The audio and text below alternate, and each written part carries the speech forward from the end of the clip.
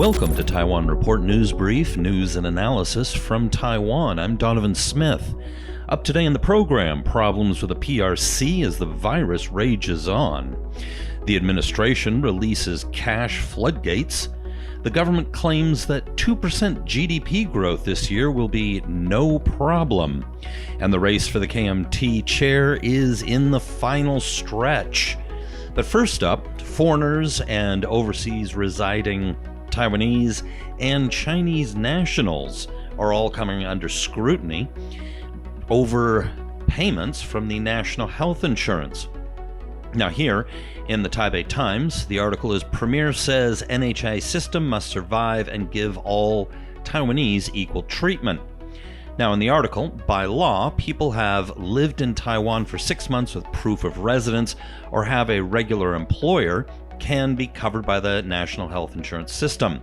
During former President Ma Ying-jeou's administration, the Ministry of Health and Welfare expanded the definition of proof of residence to include entry and exit permits and loosened eligibility requirements for Chinese nationals, including the dependents of Chinese spouses of Taiwanese.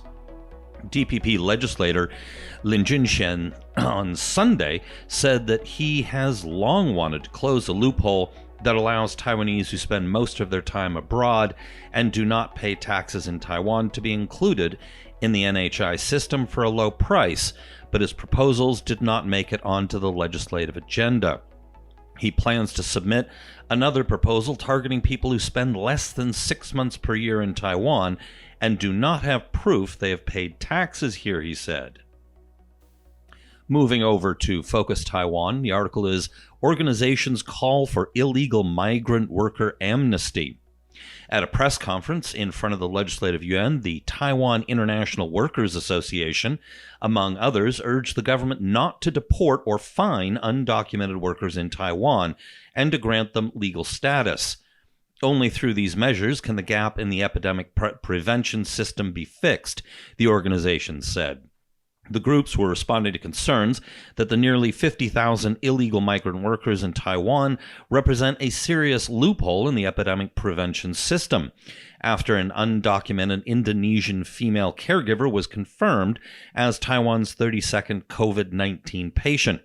Following her diagnosis, Ministry of Labor sent an official document to New Taipei City government instructing the city to investigate the case, which some interpreted as a sign the government is cracking down on illegal workers. Now, although the MOL has said the document was simply an administrative procedure, not a crackdown, migrant groups have continued to call for an amnesty so they can seek treatment without fear of deportation during the epidemic. Now, one of the spokespersons for TIWA, Taiwan's policies toward undocumented migrant workers, which are limited to deportations, fines, and prohibiting them from being given legal status, ensure that even if these individuals have symptoms of COVID-19, they would rather take their chances than seek treatment. Now, that gets to the core of the problem. There are right now 2 different government departments that seem to be clashing over this issue. They're trying to make it look like they're not clashing so much, but clearly they are.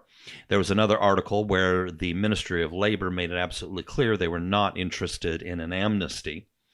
However, the Department of Health, the Ministry of Health, and the CECC both came out and said that they did not want to be involved in any way, shape, or form in any kind of crackdown, because that would take resources away from treating everybody equally from a medical perspective. In other words, they went specifically talked about how people are basically people and we have to treat them as people, and they don't want to be part of a crackdown.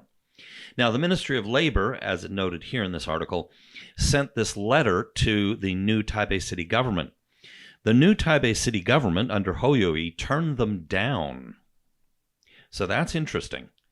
So overall, we're seeing that the Ministry of Labor and the Ministry of Health are kind of at loggerheads over this issue. All right, from RTI, the headline is Taiwan bans visitors from 4 countries from using public transport. The quarantine measures in place are for people arriving from China, South Korea, Italy, and Iran. The measures apply to arrivals from Hong Kong and Macau, as well as from China. Continuing with RTI, the headline says it all: government to recommend not holding events with over 1,000 attendees. All right, in the Taipei Times, virus outbreak quarantine has top priority. The Mainland Affairs Council tells Taiwanese in China. The article goes on to say, quarantined and disadvantaged people are the government's priorities in evacuating people from China, the Mainland Affairs Council said yesterday, following reports that Taiwanese stranded in China's Hubei province plan to sue the government for violating the Constitution. Hundreds of Taiwanese are stuck in Wuhan, the provincial capital, but evacuation efforts have stalled as Taiwanese and Chinese authorities disagree on the details of evacuation flights, with some of the stranded people have expressed the hope to return home as individual travelers. A Taiwanese business person in Hubei told reporters that many of the Taiwanese are anxious to return to work in Taiwan. They've waited for more than a month, they said, adding that there have been no messages from the government. Therefore, they have asked a lawyer in Taiwan to help, quote, sue Tsai Ing-wen's administration for violating the Constitution, limiting personal freedoms and depriving us of our right to go home, they said. Now, this follows on, there was first a flight that was sent over to bring back Taiwanese from Wuhan. And this first flight, the government in Taiwan issued a list of people, a priority list of people. However, a person there who helped coordinate with the government there and who happens to also be a KMT member started playing around with a list, including girlfriends of Taiwanese business people on the list and adding people, which the government here was very upset about.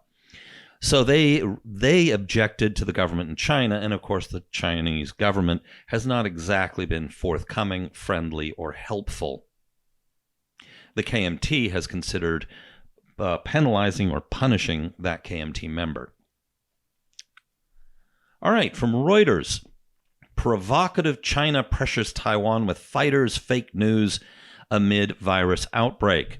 China is pressuring Taiwan with provocative Air Force maneuvers near the island and spreading fake news to sow discord during the coronavirus outbreak, security sources and government officials in Taiwan say.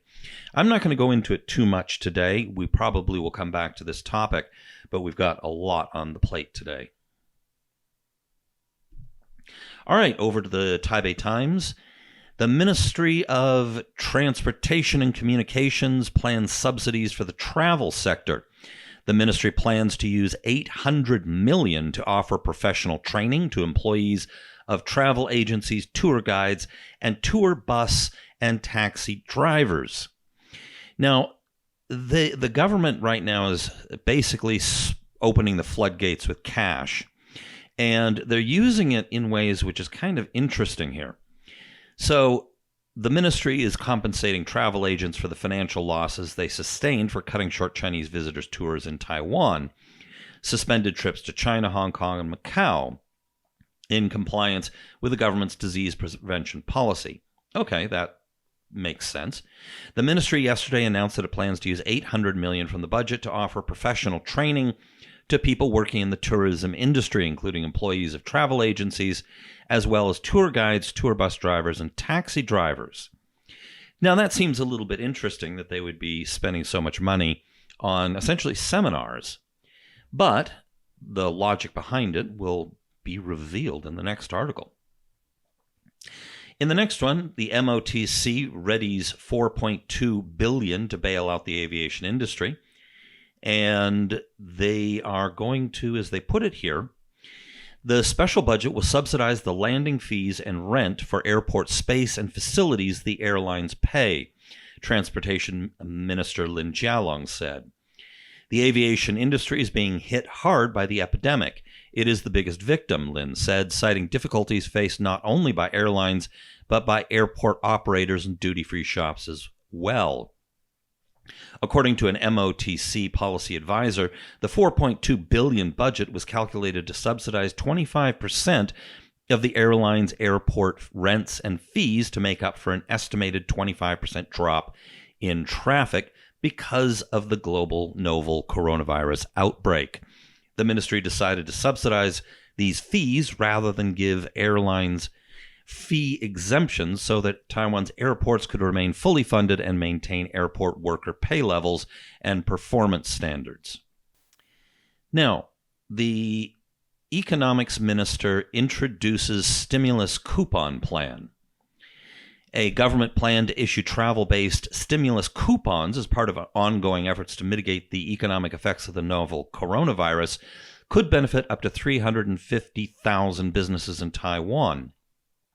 Now, these will be coupons with a face value of between 6 and 800 NT, which they're only in the planning stage, so they haven't determined the exact amount, and they say that they'll be issued in both paper and electronic forms. The coupons will be accepted at an estimated 140,000 restaurants and diners around Taiwan, as well as 280,000 businesses and shopping centers, 10,000 night markets, and 1,700 arts and culture spots, he anticipated. Now, when will it come out? We don't know.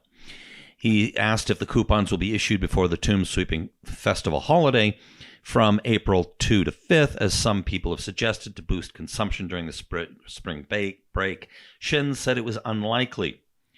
He said the stimulus coupons would likely be issued in between 6 and 12 months after the spread of COVID-19 slows down to help hard-hit small and medium catering businesses. With the viral spread crisis still growing, we should concentrate on outbreak prevention and control, he said. Now, it has also been not decided yet who will receive the coupons, whether it will only be Taiwan nationals or also foreign travelers, or how they will be used. So it's still in the planning phases. All right, in the Taipei Times, NPP lawmakers question budget items. Some items in the cabinet's 60 billion NT dollar budget to bail out sectors affected by COVID-19 are unnecessary, while others need to be better planned, NPP legislator Claire Wong said yesterday. Some of the money could be put to better use, such as improving disease prevention measures at markets and stores, she said at a Q&A session with a premier in the Legislative Yuan.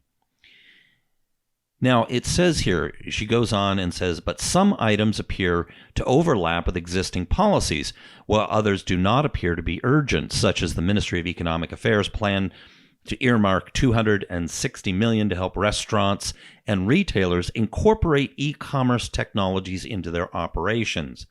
At least 25,000 restaurants and eateries nationwide use food delivery companies, while about 63% of retailers have already embraced e-commerce, she said.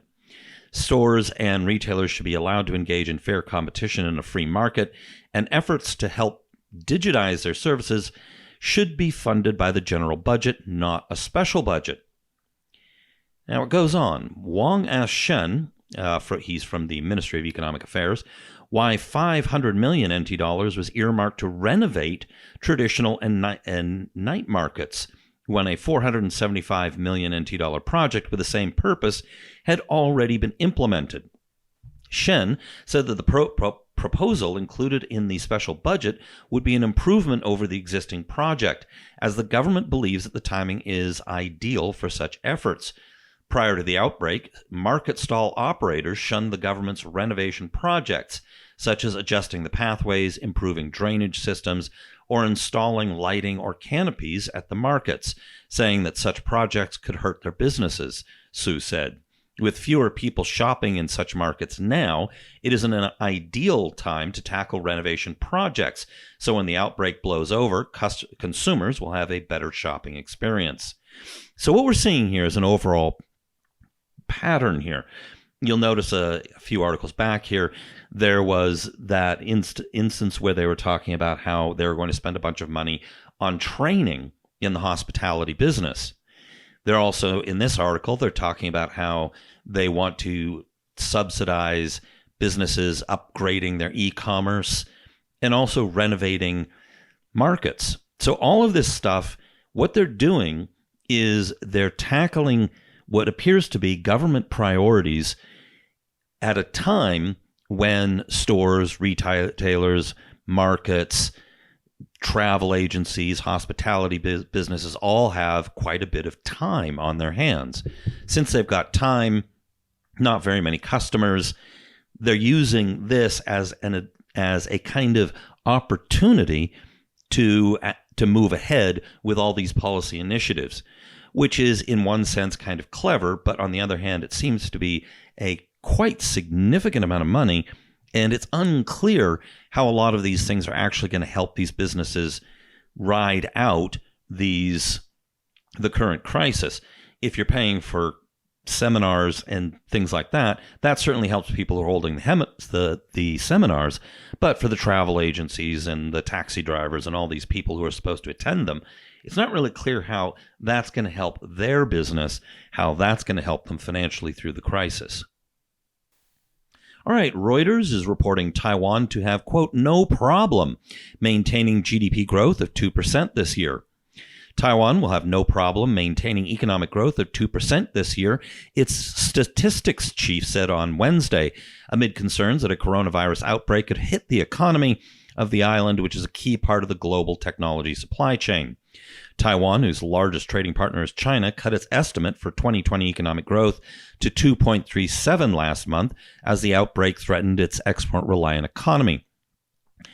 The Ministry of the Statistics Agency told Parliament that the NT $60 billion stimulus package would help soften the virus impact.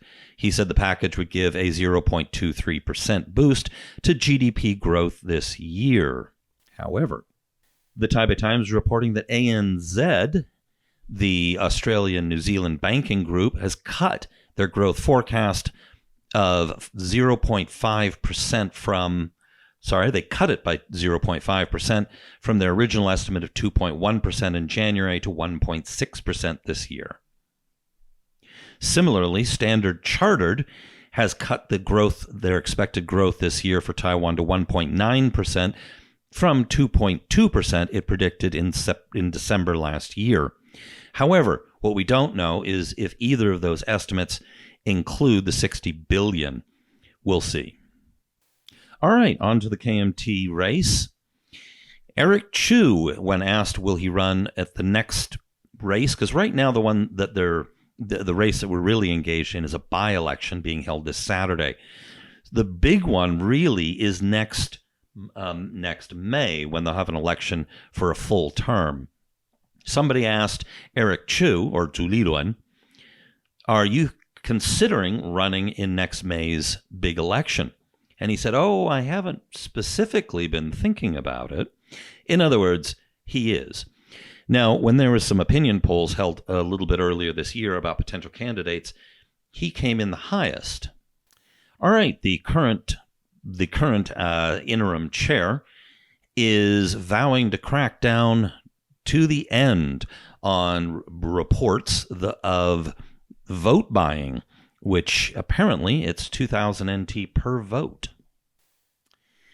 All right, Jiang Ji's son, Johnny Chiang, who's one of the two candidates, he has outlined 5 things that he thinks are very clear that the party needs to sort out.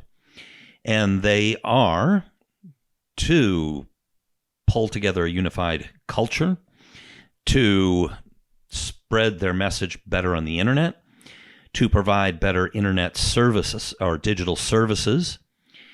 They need to localize or work more at the grassroots. And they also need to have an international outlook. He also has come out, there's this report here, he's complaining to the party, saying that he has been viciously slandered.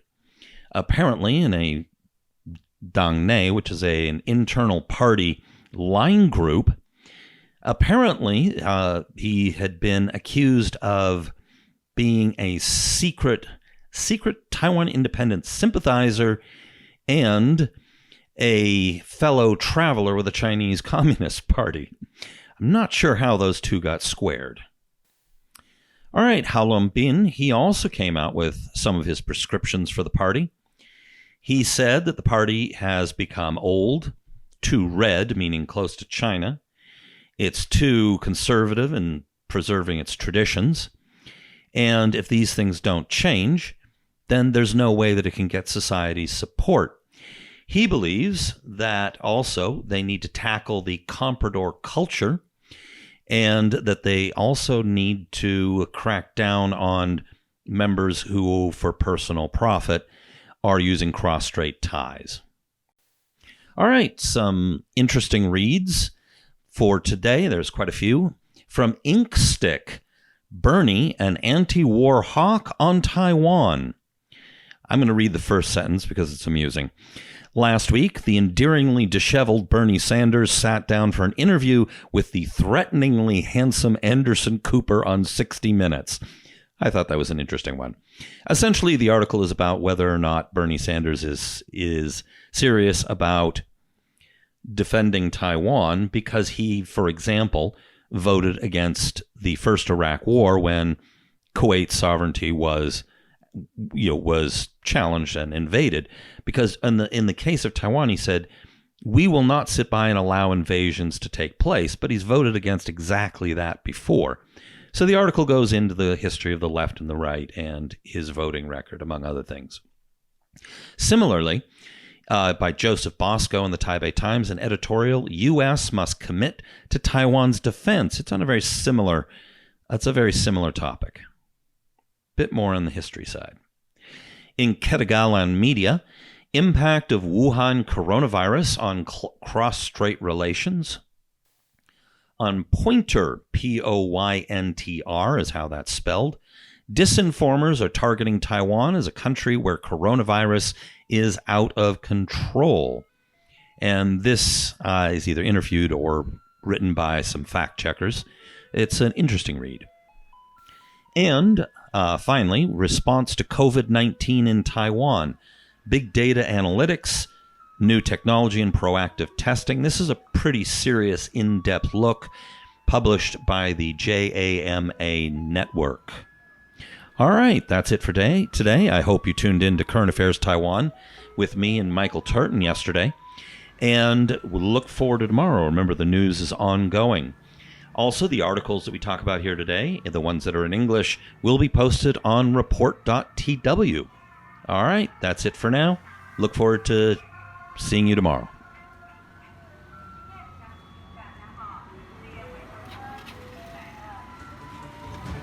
This has been brought to you by the Taiwan Report. For more content like this, become our patron at report.tw.